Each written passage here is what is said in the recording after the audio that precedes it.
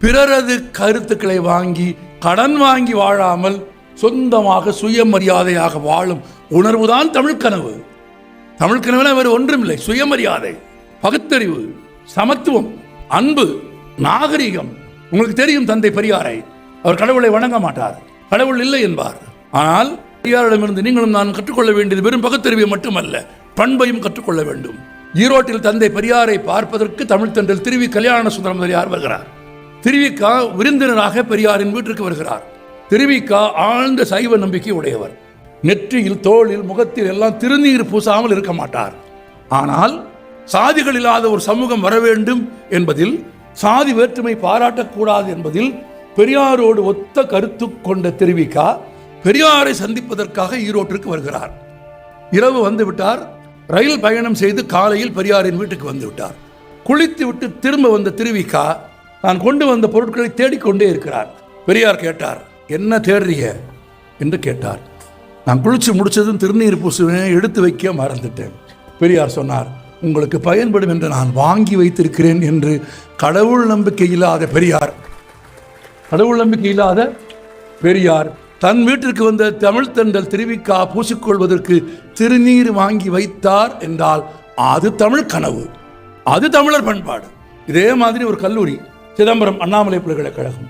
தந்தை பெரியார் சிறப்பு விருந்தினர். பெரியார் மேடையில் அமர்ந்திருக்கிறார். இன்றைக்கும் அண்ணாமலை பல்கலைக்கழகத்தில் தமிழ் தாய் வாழ்த்தோடு கூட ஒரு கடவுள் வாழ்த்து பாட்டு பாடுவார்கள். சாமி பாட்டு, கடவுள் வாழ்த்து பாடுகிறார்கள். கடவுளை போற்றி பாடும் ஒரு பாடல். மேடையில் கடவுள் இல்லை இல்லை என்று உறக்க சொல்லிக் கொண்டிருந்த ஒரு மனிதர் சிறப்பு விருந்தினர். பாடல் இசைக்கப்பட்ட உடனேயே பண்பாட்டின் உச்சமாக, தமிழ் கனவின் அடையாளமாக, பகுத்தறிவின் நாகரிகமாக அந்த பாடலுக்கு எழுந்து நின்று மரியாதை செய்த பெருந்தன்மையாளர் பெரியார் என்று தெரிந்து கொள்ளுங்கள். தன் கருத்துக்களில் உறுதியாக இருந்த பெரியார் பிறரது மனம் புண்படும்படி நடந்து கொண்டதில்லை. நான் உங்களுக்கு அதைத்தான் சொல்ல விரும்புகிறேன். ஒருபோதும் பிறர் மனம் புண்படும்படி, பிறரை இழிவுபடுத்தும்படி பேசாதீர்கள், நடக்காதீர்கள். இந்த சிந்தனை எப்போது வரும்? இந்த பகுத்தறிவு எப்போது வரும்? இந்த மாண்பு எப்போது வரும்? தொடர்ந்து படிக்கிறவர்களுக்கு வரும். தொடர்ந்து படித்தான் கல்விதான் உயரத்திற்கு கொண்டு போகும், வேற எல்லாம் கிடையாது. எங்கள் அப்பா ரொம்ப சேர்த்து வச்சிருக்காரு, பணம் வச்சிருக்காரு, நாங்கள் பெரிய குடும்பம், பெரிய சாதி என்பதெல்லாம் படிக்காமல் இருப்பது முட்டாள்கள் தேடிக்கொள்ளும் காரணங்கள் தானே தவிர எதிர்கால வாழ்க்கைக்கான உத்தரவாதங்களை அது தராது, ஒருபோதும் தராது.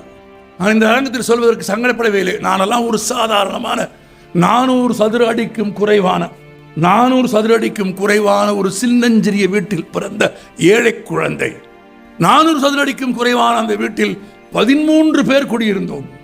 புரண்டு படுக்க இடம் இருக்காது. வீட்டிற்கு விருந்தாளி வந்தால் படுத்திருந்த பாயும் போர்வையும் தலகாணியும் பறிபோய் விடும், பிடுங்கி கொடுத்துருவாங்க விருந்தாளிக்கு.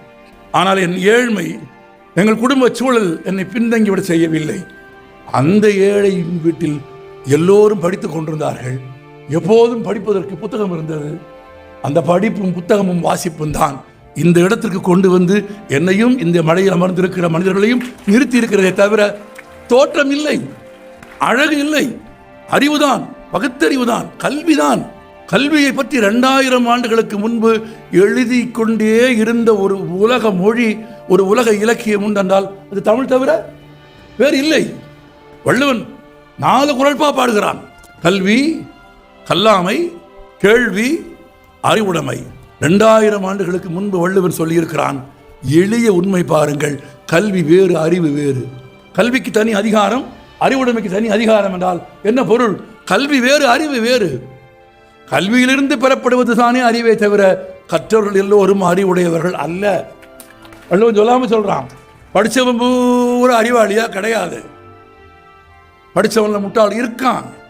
சாதி பாராட்டுகிற, பேதம் பாராட்டுகிற, ஆண் பெண் உயர்வு தாழ்வு பாராட்டுகிற, பெண் தன்னை விட கீழென்று நினைக்கிறவன் பெண்ணுக்குத்தானே பிறந்தான். 10 பேராக சேர்ந்து கொண்டால் தனியாக போகிற ஒரு பெண்ணை கேலி செய்ய முடியும் என்று ஒரு கும்பல், கூட்டம் இல்லை, ஒரு கும்பல். I'm using an appropriate word, not a crowd, but a luminous gang. 10 பேராக சேர்ந்த உடனே பேய் பிடித்துக் கொண்டு, பிசாசு பிடித்துக் கொண்டு, நாகரிகத்தை இழந்து, மாண்பை இழந்து, மனிதனாக இருக்கிறோம் என்பதை கூட மறந்து தனியாக போகிற நிராயுதபாணியான ஒரு பெண்ணை அல்லது இன்னொரு மனிதனை அசிங்கப்படுத்தி, அவமானப்படுத்தி, கேவலப்படுத்தி அதில் மகிழ்ச்சி அடைய முடியும் என்று ஒருவன் கருதினால் அவனுக்கு பகுத்தறிவு இருப்பதாக பொருள் இல்லை. அவன் விலங்கினும் கீழானவன். நான் இன்னொன்றையும் சொல்கிறேன், அப்படி செய்கிற கும்பலிலே போய் சேர்கிறவர்களுக்கு சொல்கிறேன், அப்படி நீ யாரையாவது ஒரு பெண்ணை கேலி செய்வதற்கு உனக்கு உரிமை இருக்கிறது, சுதந்திரம் இருக்கிறது, அதன் பெயர்தான் சுதந்திரம் என்று நீ கருதினால் அதை நீ செய்கிற போது நினைவில் வைத்துக்கொள், உன் வீட்டு பெண்மணிகளை, உன் தங்கையை, உன் தாயை, உன் சகோதரியை அப்படி நடத்துகிற இன்னொரு கும்பல் உருவாவதற்கு நீ வழி திறந்து வைக்கிறாய் என்று பொருள். தமிழர் நாகரிகம் அது அல்ல, தமிழர் பண்பாடு அது அல்ல.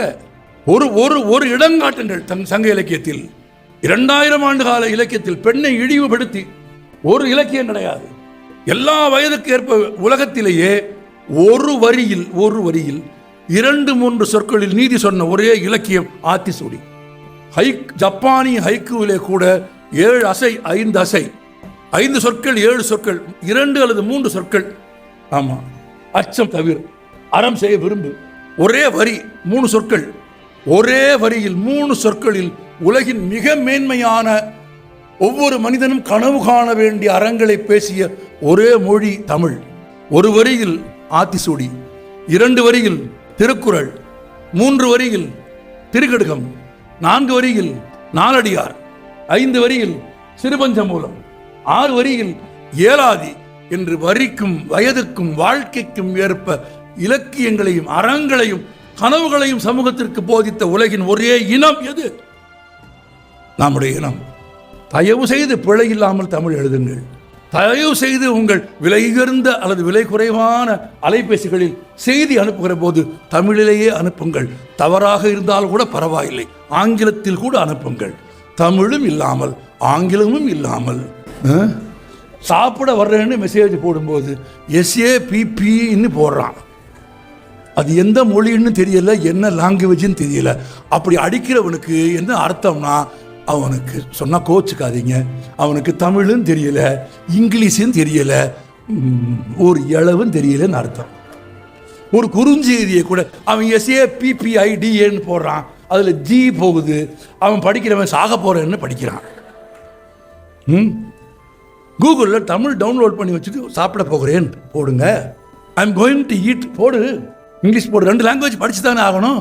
2 மொழி படிக்காமல் எதிர்காலத்தில் நீங்கள் எந்த தேர்விலும் வெற்றி பெற முடியாது. இந்த இங்கே உட்கார்ந்துருக்கிறவங்க ஆடிஓ, DRO, கலெக்டர், பெரிய அதிகாரிகள், இன்றைக்கு குரூப் 1 இருக்கிற எல்லாரும் அவர்கள் கல்லூரி கல்வியின் காரணமாக இந்த பதவிக்கு வந்தவர்கள் அல்ல. கல்லூரி கல்விக்கு வெளியே அவர்கள் கற்ற பொது அறிவு, அவர்கள் படித்த வேறு புத்தகங்கள், துறை சார்ந்த அவர்களுக்கு இருந்த தேடல் தான் இந்த உயரத்திற்கு கொண்டு வந்து வருத்ததே தவிர, குரூப் 1 பாஸ் பண்ணுறதுக்கு BA படித்தா போதும், MA படித்தா போதும் நினச்சா போதும், வாழ்நாள் பூரா உட்கார்ந்துருக்கணும், சோத்துக்கு உட்கார்ந்துருக்கணும். தினசரி படிக்க வேண்டுமா? ஆமாம், படிக்கத்தான் வேணும். ஒரு சின்ன உதாரணம் சொல்கிறேன். எந்த குத்துச்சண்டைக்காரனாவது தினசரி உடற்பயிற்சி செய்யாமல் குத்துச்சண்டைக்கு போவானா? போக மாட்டான். பஸ்கி எடுத்தால் தான் குஸ்திக்கு போக முடியும்.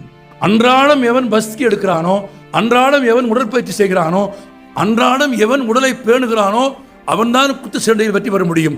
அன்றாடம் எவன் வாசிக்கிறானோ, அன்றாடம் படிக்கிறானோ, அன்றாடம் எவன் உழைக்கிறானோ, எவன் பகுத்தறிவோடு செயல்படுகிறானோ அவனால் போட்டித் தேர்வுகளில் வெல்ல முடியும். விலங்கு செய்கிறது, பறவை செய்கிறது. நான் முதலே சொன்னேன், 6 அறிவு மனிதனுக்கு. எறும்பு ஒரு தானியத்தை கொண்டு போனால், எறும்பு தெரிஞ்சுக்கங்க, எறும்பு ஒரு தானியத்தை தன் புற்றுக்கு கொண்டு போனால் கொண்டு போய் அப்படியே வைக்காது. ஏனென்றால் மழையோ தண்ணீரோ நுழைந்தால் அந்த விதை முளைத்து விடும். அது முளைத்தால், எறும்பு இருக்கிற இடத்தில் ஒரு செடி முளைத்தால் அதற்கு அது காடு மாதிரி தானே, அது சைஸுக்கு அது பெரிய காடு, இடையூறு. எனவே தான் கொண்டு போகிற விதைகளை ஒருவேளை நீர் பட்டாலும் அது வளராமல் இருக்க, அது ஒரு சிறிய செடியாக மாறாமல் இருப்பதற்காக ஒரு மல்லி விதையை கொண்டு போனால் கூட எறும்பு அதை முதலில் 2ஆக உடைத்து வைக்கும். 2ஆக உடைத்த மல்லி விதையும் முளைக்கும். எறும்பு கண்டுபிடிச்சிருச்சு. எனவே அது வளரக்கூடாது என்பதற்காக தான் சேகரித்து கொண்டு போன ஒரு மல்லி விதையை 4ஆக உடைத்து வைக்கும் எறும்பு தன் இருப்பிடத்தில் கொண்டு போய் வைக்கிற ஒரு தானியத்தை எப்படி வைத்துக் கொள்ள வேண்டும் என்கிற பகுத்தறிவோடு ஒரு உயிர் செயல்படுகிறது என்றால் 6 அறிவு படித்த மனிதன் என்ன செய்ய வேண்டும்? நீங்கள் பார்த்திருப்பீர்கள், சாதாரணமாக ஒரு தூக்கணாங்குருவி கூடு எங்கே கூடு கட்டும்? மனிதர்களால் தொட முடியாத உயரத்தில் கூடு கட்டும். அது மட்டும் இல்லை, எங்கே பக்கத்தில் நீர்நிலை இருக்கிறதோ, எங்கே உணவு கிடைக்கிறதோ, எங்கே பாதுகாக்கிறதோ அங்கே கட்டும். அது மட்டும் ஆச்சரியம் இல்லை, எவ்வளவு காற்றடித்தாலும் தூக்கணாங்குருவி கூடு கீழே விடாது. ஏன் தெரியுமா? காற்று ஒரு குறிப்பிட்ட திசைக்கு மேல் அடிக்கிற போது கூட்டை கலைத்து விடாமல் இருப்பதற்காக கூட்டின் 2 பக்கங்களிலும் சிறிய ஜன்னல்களை செய்து வைத்து, அந்த ஜன்னல்களை திறந்து வைத்து காற்று அதன் வழியாக போவதற்கு அனுமதித்து விட்டு தன் கூட்டை காப்பாற்றிக் கொள்ளும் ஒரு சிறிய பறவைக்கு இருக்கிற அறிவும் பகுத்தறிவும் மனிதனுக்கு வேண்டும் தானே. ஒரு பறவை இருக்கிறது, லிமோசா என்பதற்கு பெயர், உழைப்பின் அடையாளம் லிமோசா. எங்கிருந்து அது எங்கே போகிறது? தென்னமெரிக்காவில் இருந்து ஆஸ்திரேலியாவுக்கு போகிறது. 1 மைல் 2 மைல் இல்லை, 8000 மைல், 13000 கிலோமீட்டர். உங்களுக்கு வியப்பான ஆச்சரியம் தெரியுமா? இவைகளையெல்லாம் எது கண்டுபிடித்து சொல்கிறது? விஞ்ஞானம் கண்டுபிடித்து கொண்டு வந்து கொடுக்கிறது, பகுத்தறிவு கண்டுபிடித்து கொண்டு வந்து கொடுக்கிறது. இந்த பண்பும் இந்த அறிவும் தமிழர்களுக்கு இருந்ததா? சங்க பாடலில் இருக்கிறது. ஆமா, வல்லரக்கு தொல்கரையான் என்ற ஒரு பழைய பாடலை தேடி பார்த்தால், எறும்பு கட்டுவது போல் கரையான் புற்றை இன்னொருவர் கட்ட முடியாது. குருவி தூக்கணாங்குருவி கூடு கட்டுவதை போல் நீங்கள் கட்டவே முடியாது. ஏறக்குறைய 5300 இலைகளால் பின்னப்பட்டது அந்த இது. அதை விட ஆச்சரியம் உங்களுக்கு சொல்கிறேன் பாருங்கள். முட்டையிட்டு குஞ்சு பொரித்ததற்கு பிறகு குஞ்சுக்கு இரவு வெளிச்சம் வேண்டும் என்பதற்காக மின்மினி பூச்சிகளை பிடித்து கொண்டு வந்து ஒரு களிமண் உருண்டையை கொண்டு வந்து கூட்டின் ஒரு ஓரத்தில் களிமண்ணை வைத்து களிமண்ணில் மின்மினி பூச்சியை பொருத்தி இரவு விளக்காக்கி தன் குஞ்சுக்கு வெளிச்சம் கொண்டு வந்து சேர்க்கிறது ஒரு தூக்கணாங்குருவி. நான் இணைத்து சொல்கிறேன், இந்த அரங்கத்தில் அம்மா இல்லாத குழந்தை எத்தனை இருக்கும் என்று எனக்கு தெரியாது.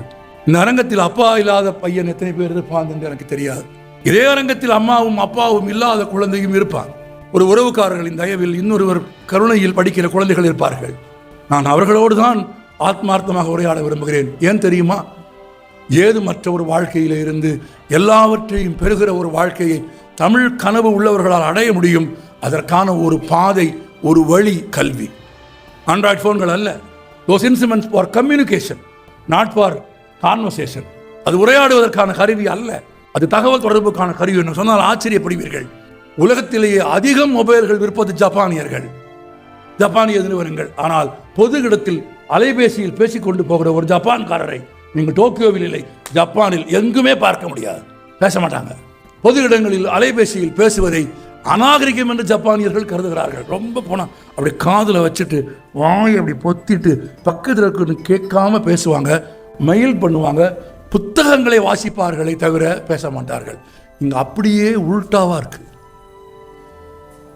ஊருக்கே கேட்குது, பேசிக்கிட்டே போகிறான். பஸ்ஸில் 1/2 மணி நேரம் பக்கத்தில் உட்காந்து அவன் வாழ்க்கை வரலாறே எழுதிடலாம். ஆமாம், பொண்டாட்டி பேரை சொல்லி சாப்பிட்டியா, மகன் பேரை சொல்லி சாப்பிட்டானா, பள்ளிக்கூடத்துக்கு போயிட்டானா அப்படின்னா அவர் பேர், அவர் மனைவி பேர், குழந்தை பேர், ஊர், வாழ்க்கை வரலாறு போகிற வாழ்க்கையே அரை பக்கம் தான் இருக்கும். அதுக்கு மேலே எழுதுறதுக்கு ஒரு வாழ்க்கை வாழ்ந்துருந்தா தானே எழுத முடியும். ஒரு கோஷ்டி அப்படி ஊருக்கே தெரிகிற மாதிரி கத்தி சத்தம் போட்டு பேசிட்டு போகுது. இன்னொரு கோஷ்டி இருக்குது, என்ன பேசுகிறாங்கன்னே தெரியலை. 1/2 மணி நேரம் 3/4 மணி நேரம் ஒரு சத்தத்தையும் காணும். கடைசியாக முடிக்கும்போது சீ போடாங்கிறப்ப தான் தெரியுது 1/2 மணி நேரம் பேசிகிட்டு இருந்தாங்க. ஆனால் அது உங்கள் வாழ்க்கையை உயர்த்தி விடாது.